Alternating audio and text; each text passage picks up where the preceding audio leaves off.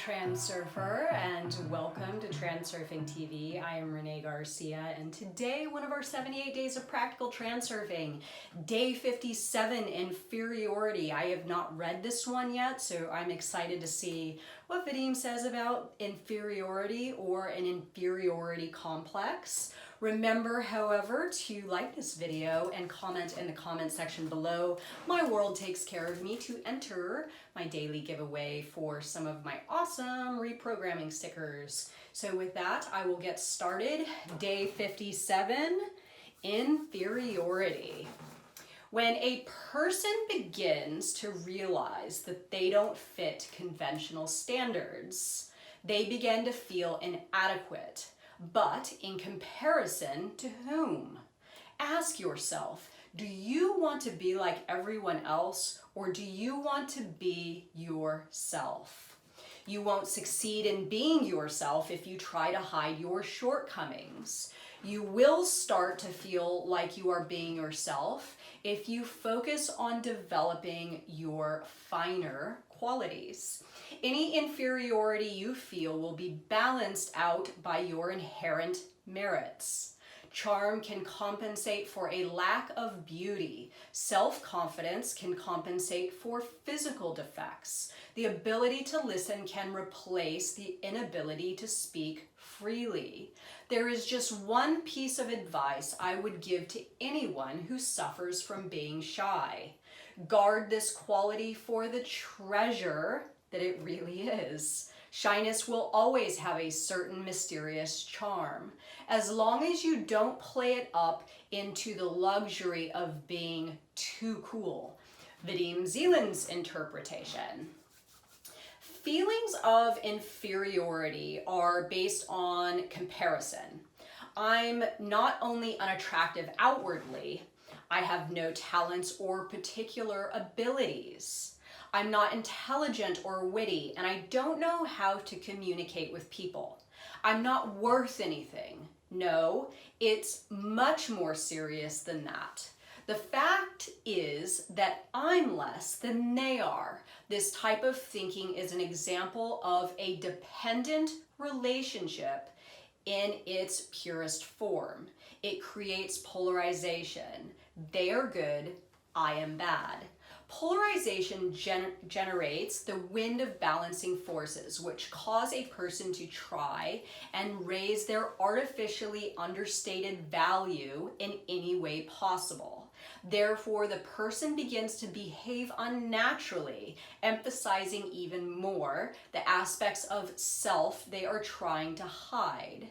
Battling with an inferiority complex can create far more unpleasant consequences than the complex itself. There is only one way to eliminate a complex like this. Stop comparing yourself to others and switch the focus of your attention from your shortcomings to your strengths. Create a positive slide in which your strengths are in such full bloom that your shortcomings fade into the background. Live in this virtual slide, and soon it will be transformed into reality. Oh my God. It's so good, isn't it? Okay, so I'm going to tell you, for those of you that are new to this channel, and I'm sure those of you that are not have heard me talk about this, but I was challenged with shyness my entire life. If I look back on my elementary years, my high school years, my God, I was a loner. I was so shy. I didn't even want to make friends with anyone. And I went through the majority of my adult life being really tremendously shy. I didn't want to talk to people. I didn't want to be heard. I was very private, and I really felt as though I was just an introvert. That's what I would tell myself. I'm an introvert. I don't like people. I don't like to talk to people. I don't like to be, in the limelight. I don't like to be social. I wasn't a social person at all. And I realized at a certain point that it wasn't shyness. Well, I mean, it was shyness, but really what the shyness was stemming from was insecurity. And I focused so much on these insecurities that I kind of debilitated myself from being social or being able to express myself openly. And I was just a very, very conservative person socially. And when I started doing all of this stuff with reality transurfing, I really had to embrace certain aspects of myself so I could push past some of those limitations and start to put myself out there more. And the one thing that really, really, really helped me above all else is not trying to change those parts of me that I felt weren't working, like the shyness or the inability to speak on camera or any of those things. The more I focused on those things, the worse it became, the more frustrated I got with myself, and then I would give it up and it would take me months to do something again in a specific direction. So what I learned to do was just act in the opposite direction. And like Vadim Zeland is saying here, focus on the positive qualities, right? Really just look in the opposite direction of my perceived flaws and act in a different direction.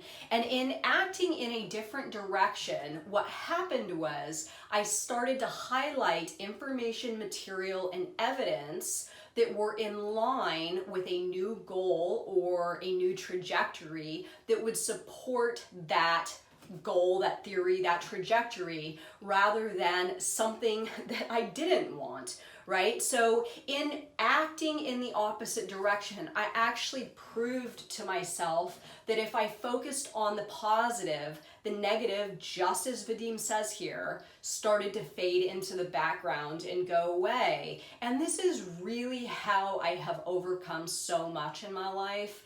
Just turning away from the negative qualities or the negative thoughts or the negative habits. I mean, this really works with anything, and focusing on something positive in another direction. Your world will help you to climb up out of that place of feeling inferior. And it really is a miracle. So are you doing this with something right now? How could you turn away from something you perceive as unwanted or a trait of yours that you do not like, and turn your direction facing the antithesis of whatever that thought or action or characteristic is, and start acting in an entirely new direction, therefore making that reality come to fruition rather than the one that is holding you back. So remember to like this video and comment below. My world is taking care of me to enter my daily giveaway. And thank you so much for watching my video. Bye guys.